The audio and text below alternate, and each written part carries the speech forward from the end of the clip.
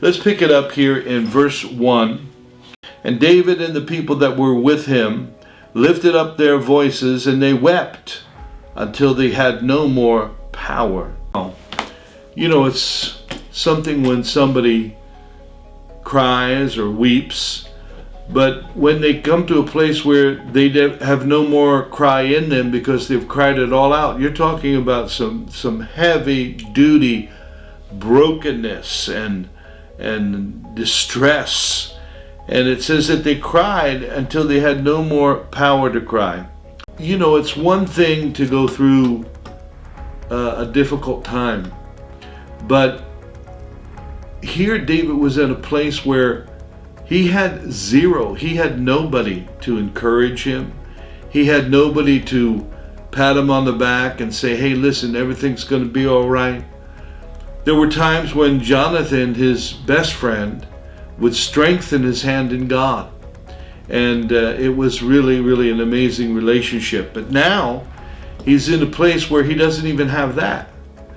And the very men that are his team, the men that he relied on and they supported one another, these same men were the ones that began to say, that's it, we're going to take him out, we're going to stone him. And you could imagine the atmosphere, the air at that particular time. It says that David was greatly distressed. It doesn't say he was in distress. It says he was greatly distressed. I don't know if you've ever been in a place like that. I've been through some things in my life, but never anything at that level. And yet here he is, greatly distressed. His own men are thinking about killing him, murdering him. And so it says here, the people were grieved, every man for his sons and for his daughters. But David encouraged himself in the Lord his God. My goodness.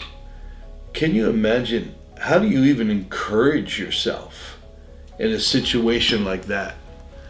I mean, there was no light at the end of the tunnel. There was no little ray of sunshine. There was no little song in the air.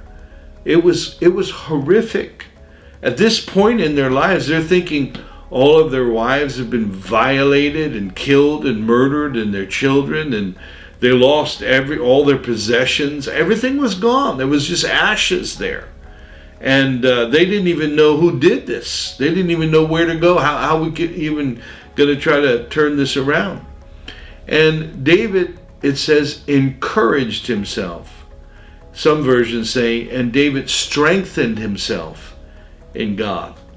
And so we've got to come to a place, my friends, because, you know, life is not filled with roses and things, and there's things that we go through.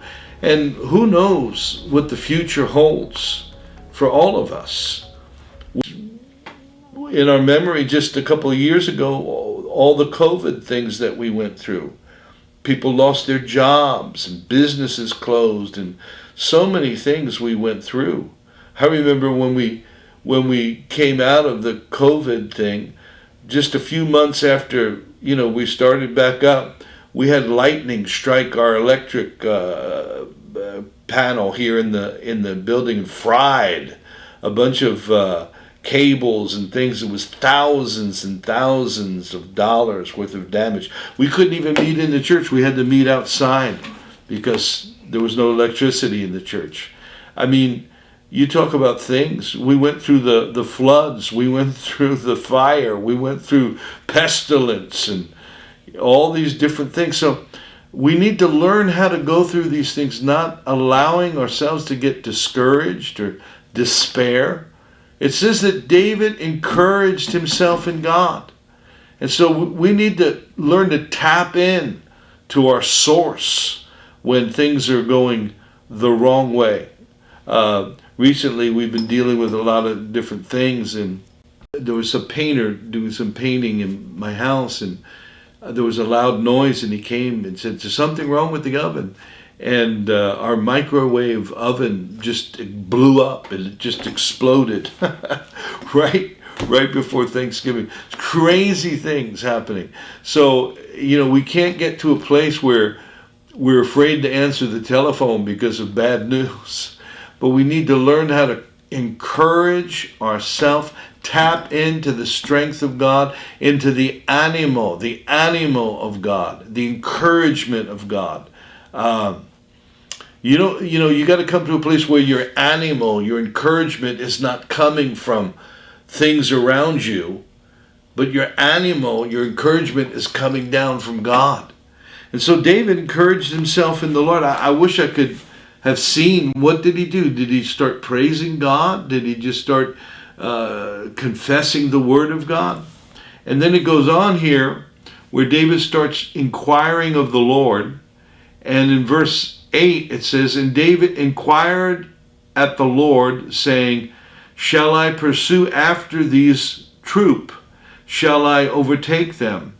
And he answered him and said, Pursue, for thou shalt surely overtake them, and without fail recover all."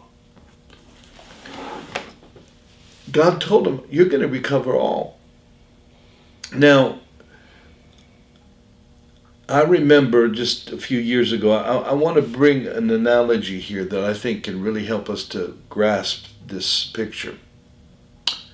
Because recently we've been seeing the election, and we saw how Donald Trump won the election with a landslide. And when you think about that man's life, and I'm not concerned about who you voted for, who you like, or what, that's not the point of the message. The point of the message is you're dealing with somebody that never quit. You're dealing with somebody that never gave up. And I'm going to tell you right now, most people, 99.9% of the people, would have thrown in the towel, would have quit a long time ago. This man went through being called a spy, a Russian spy, with a special prosecutor looking under every nook and cranny in his life. Then he was impeached twice. Then after he was impeached, he was tried by I don't know how many courts trying to convict him of something, create something, try to get this man in jail. And then he was shot, attempted shot in the head, and attempted assassination twice. Unbelievable. The man's been called Hitler. The man's been, the hatred and everything that has come at this man. And it's cost him millions of dollars in legal fees and unbelievable what this man went through.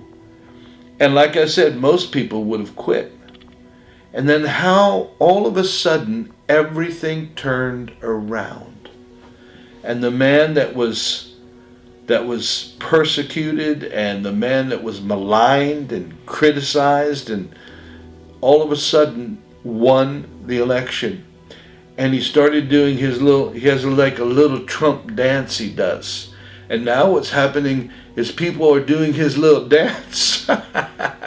You got football players and hockey, soccer players, and everybody's doing his little Trump dance, because what it shows is that you're looking at a man that would not surrender, would not give up, would not throw in the towel. And listen, like I said, I don't care who you voted for, but I'm going to tell you what, there's a message in that. Because what about your life? Do you just give up when the wind blows the wrong way? Do you give up when a good friend of yours betrays you? And do you leave the church because somebody didn't hug you and give you a big kiss?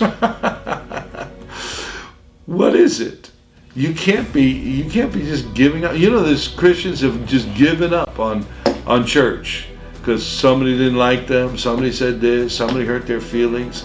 You can't live like that. You need to be a fighter. You need to be somebody that doesn't surrender and give up, and you need to realize the things that God has called you to, and then you need to fight.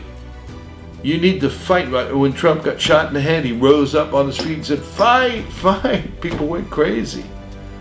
Because most people would say, get me out of here. They're trying to kill me.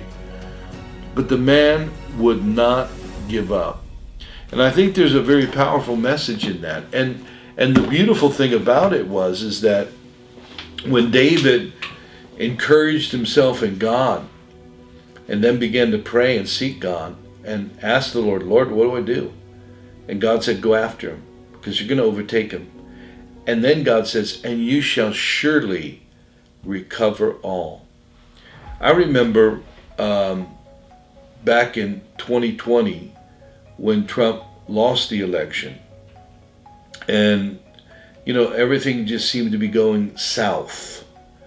And there was one particular minister, because he had many ministers he gathered around him. They'd pray for him, they'd minister to him. And one particular minister gave like a prophetic word, and she said, the Lord you shall recover all. You shall recover all. And I remember hearing that word, and then nothing happened like that. He lost more and more and more and more, and lost everything and all these problems. And I thought, I wonder if that person missed the Lord with that word, because we didn't see anything happening. And then look where we are now. And surely he is recovering all. And so what about you? And what I want to say is this. I felt like God is preparing many, many suddenlies. God speaks about suddenly coming to his temple, and suddenly he moves. Sometimes God just all of a sudden just shows up big in some way. And we need to believe God that God will give us some suddenlies. But you got to be a fighter. You got to go forward. You got to encourage yourself in the Lord and not allow yourself to lose it. And in the story that I was looking at, the very next chapter, Saul, who was trying to kill him, is actually put to death. The very next chapter. It was like this massive demonic onslaught, even with his own men, comes against him. I mean, if there ever was a time to say, hey, forget it, I'm going to go join the Philistines and, I'm out of here. If there ever was a time to just get discouraged, backslide, that was the time. But David didn't. And David, like I said, he did recover all. So maybe you've lost something. Maybe something has gone the wrong way for you. Maybe a business has failed, or a friendship, or whatever it might be. And you've suffered some real serious loss in your life. Well, listen, you need to tap into God. You need to encourage yourself, strengthen yourself in God, and then begin to seek God for a strategy on how you can overcome this particular thing.